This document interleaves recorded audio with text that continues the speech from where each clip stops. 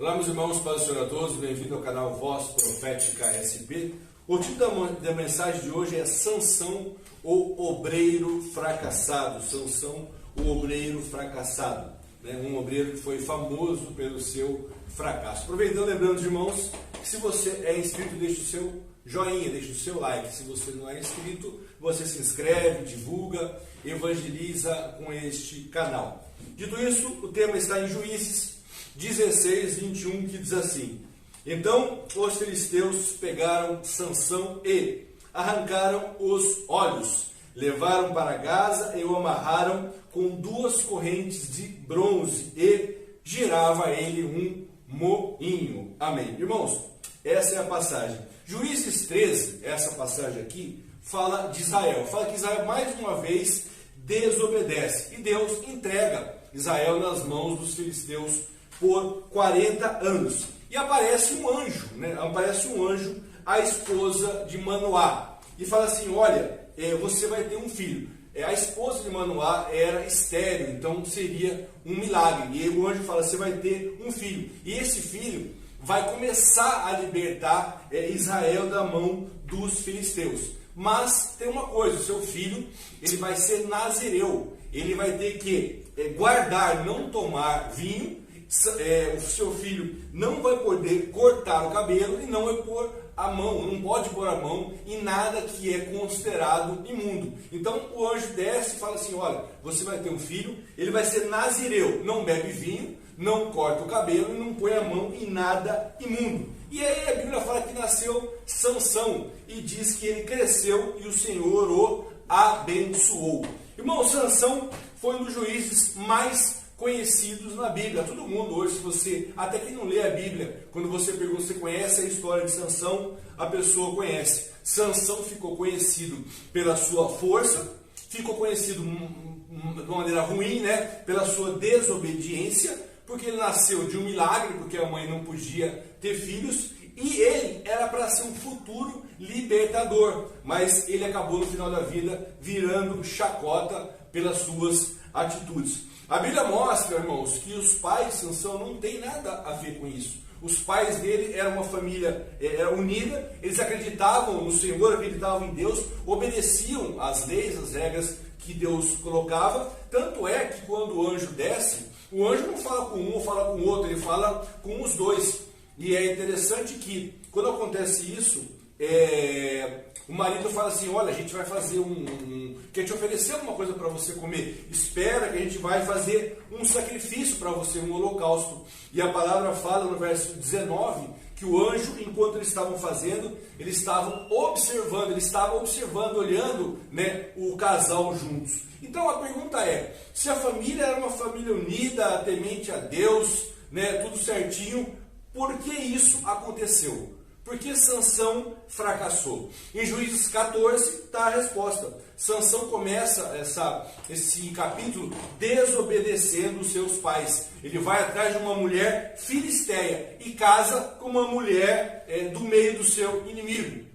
Irmãos, após isso, aparece um leão a Sansão. Ele está caminhando, de repente aparece um leão, e a Bíblia diz que o Espírito do Senhor se apodera dele. E ele mata o leão, ele rasga o leão no meio. Mas ele não conta, ele não fala para os seus pais o que tinha acontecido. E aí, irmãos, está acontecendo a seguinte situação. Sansão, depois de alguns dias, está andando num caminho, e ele lembra do leão, lembra o que ele tinha feito, lembra que ele tinha matado o leão e fala: olha, eu quero ver como está o leão hoje. Eu matei, eu quero ver o que sobrou dele. E Sansão sai do caminho para ver a situação do leão, como estavam os restos mortais. E aqui, irmãos, é um aviso para o cristão, toda vez que você sai do caminho que Deus te coloca, existe algum tipo de perigo. Sansão sai do caminho e aí ele encontra o leão. E aí, irmãos, uma coisa inacreditável, impensável acontece. No meio dos restos mortais da carniça lá, tinha uma colmeia cheia de abelhas e cheia de mel.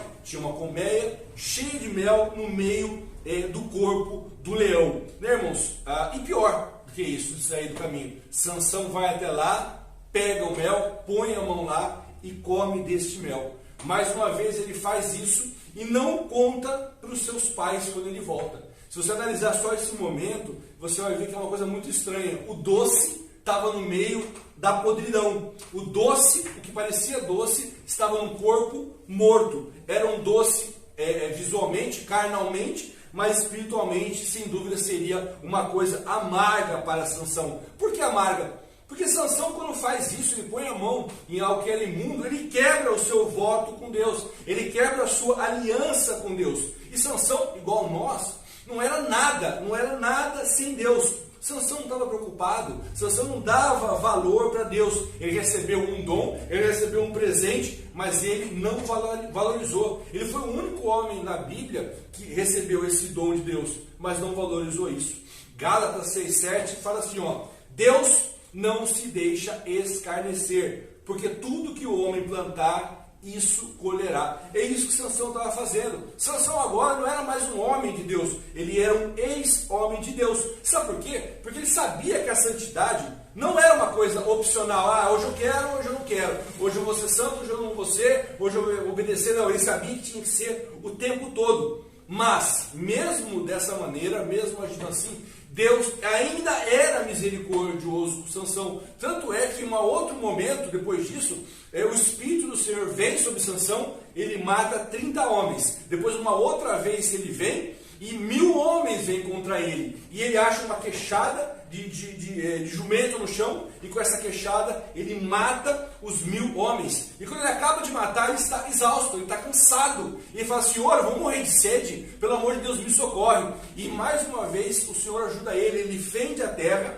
ele abre a terra no meio e sai água para Sansão beber. Irmãos, se você olhar, Deus fazia tudo para ajudar Sansão. Mas na história de Sansão, ele não construiu nada. A vida de Sansão era totalmente ruim, só tinha destruição. Ele não construía nada para o Senhor. No Salmo 42,7 diz assim, um abismo chama outro abismo. E quando você vai piorando, pior, pior, pior.